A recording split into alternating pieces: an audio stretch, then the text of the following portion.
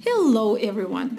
Today we will continue answering two questions that I consider the two most frequently asked or the two most irritating questions that model developers encounter during the meetings. First, let's summarize our previous conversation. Instead of asking what will happen if everybody wants to join the model, the true questions we will need to ask is what will happen to the performance of the model if it manages 10,000, 100,000, 1 million, 200 to 500 million, then billions. The performance moves opposite to the scale of the trading capital. And the reason is, the larger the size of each order, the lower quality execution we will receive. And we saw an example demonstrating that if we will reduce the execution price at every order by only 1 point, the result will change from a profitable model to a losing one. Now let's delve into my favorite 5 whys. Why number 1? Why, when order sizes grow, the performance declines? When it comes to execution in financial markets, there are two possible ways to get the original price: as a market taker or as a maker. On the left, we have buyers that place their orders and want to buy at certain prices, meaning give dollars and get Ethereums in return. And here are the sellers that want to sell at certain prices, give Ethereums and get dollars in return. I want to buy at a price of 100, meaning each Ethereum costs $100. To buy 10 Ethereum, I need to pay $1,000.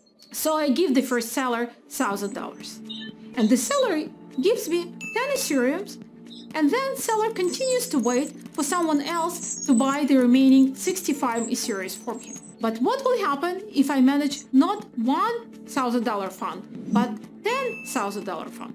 I will have enough money to buy 100 Ethereums at a price of 100 with $10,000. But there are only 75 Ethereums available at this level, and I will need to buy the remaining 25 from a seller at a price 101. Thus, our average execution price becomes 100.25 and not 100. And if I'm a system that wants to manage $100,000, I can potentially move the market even further. At Endotech, we are a market taker.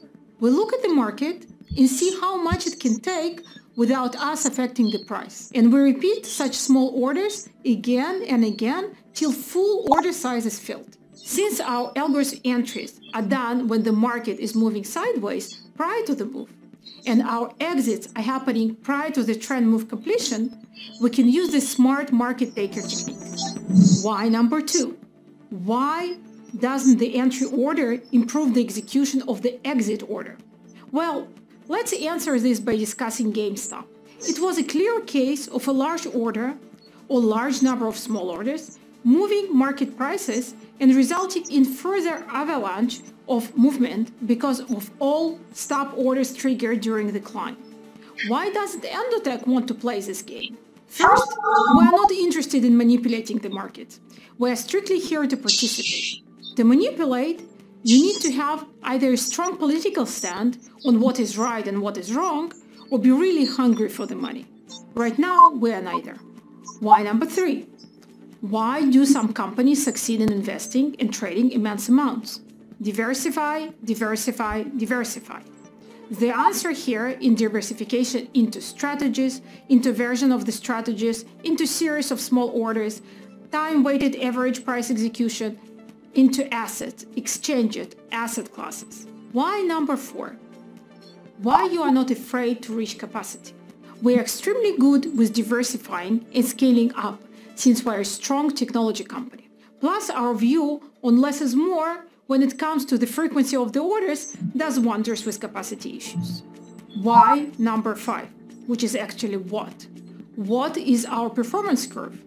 With the crypto market exhibiting approximately 100 billion in daily transaction volume, it is big enough to hide up to 1 billion in trading turnover. So as we said, in crypto market right now, we're able to manage 1 billion. In the next diversification, we will be able to manage up to 5 billions, and then we will diversify into additional markets. Question number 2. If your system is so good, Why would you sell it and not use it for yourself? Let's see who asked this question. The first one, our average client. Let's call him Joe. This question is usually asked after a client sees the numbers. $4,000 becomes $8,000, $12,000, and some clients even get to $65,000. When the individual asks this question, I can clearly see in his eyes that he's questioning why someone would share such a superpower. And here are two answers, practical and practical. We do trade for ourselves. But let's look at one of our company's test accounts. It started last year with $125,000, and now it grew to $1 million by trading on our Ethereum strategy. Happy story, right? But if we look at our company growth, we already have $170 million under the management of our strategies. And given any reasonable performance of 100% plus in the same year, we will theoretically earn $34 million. There is a significant difference, right? $1 million versus $34 million. Say next year, our test account will reach $10 million, while we plan to cross $1 billion under management for our strategies. Again, we should be able to generate $200 million for the company. So we are talking about generating $10 million compared to $200 million.